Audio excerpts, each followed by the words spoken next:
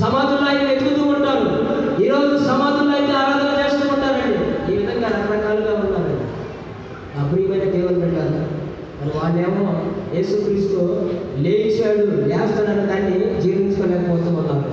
కనుక ఆయన లేచాడు అన్న వార్త వినబడకూడదు. అది మనకు తల ఒప్పుతుంది.